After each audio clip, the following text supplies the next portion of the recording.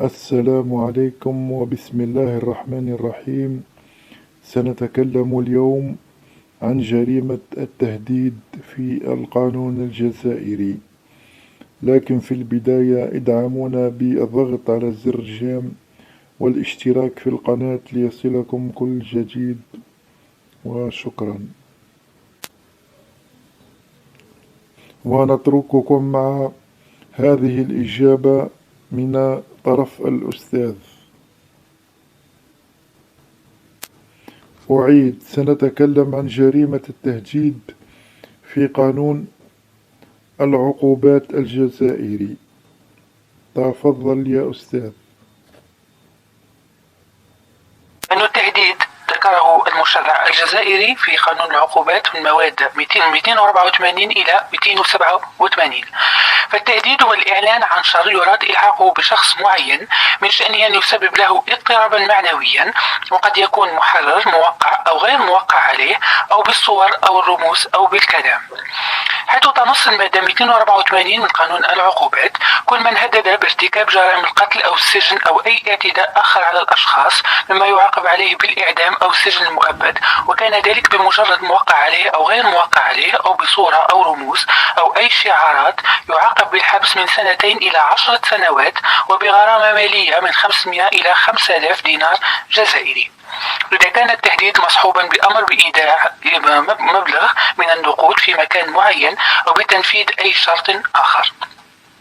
كما تنص المادة 285 من قانون العقوبات إذا لم يكن التهديد مصحوبا بأي أمر أو شرط، قد يعاقب الجاني بالحبس من 1 إلى 3 سنوات، وبغرامة من 500 إلى 2500 دينار. وتنص المادة 286 من قانون العقوبات إذا كان التهديد مصحوبا بأمر أو شرط شفهي، فيعاقب الجاني بالحبس من 6 أشهر إلى 2 سنين، وغرامة مالية من 500 إلى 1500 دينار جزائري. نتكلم الآن عن أنواع التهديد. للتهديد أنواع، وهي التهديد المكتوب المصحوب. يعني هنا سنتكلم على أنواع التهديد الثلاثة التي ذكرناها حسب المواد 284 285 286 من قانون العقوبات. بأمر أو شرط كالتهديد بالقتل بالتسمم، المادة 284 من قانون العقوبات. التهديد الشفهي المصحوب بأمر أو شرط، المادة 286 من قانون العقوبات. التهديد بالضرب أو أعمال العنف غير المنصوص عليها في المادة 284، سواء كان مصحوبا بأمر أو شرط أو غير مصحوب، المادة 287 من قانون العقوبات. التهديد الوارد في المادة 284 قانون العقوبات غير مصحوب بأمر أو شرط، المادة 285 قانون العقوبات.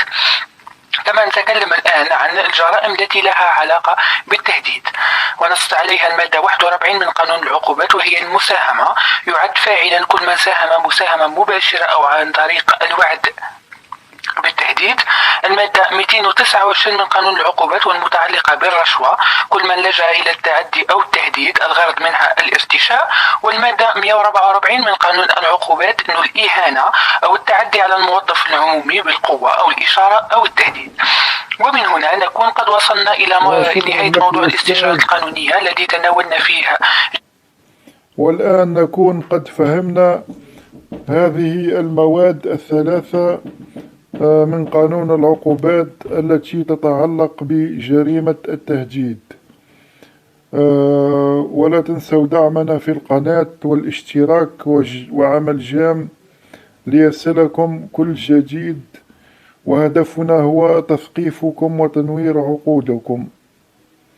وشكرا لكم وبارك الله فيكم، ولا تنسوا الدعاء لنا في القناة والتعليقات.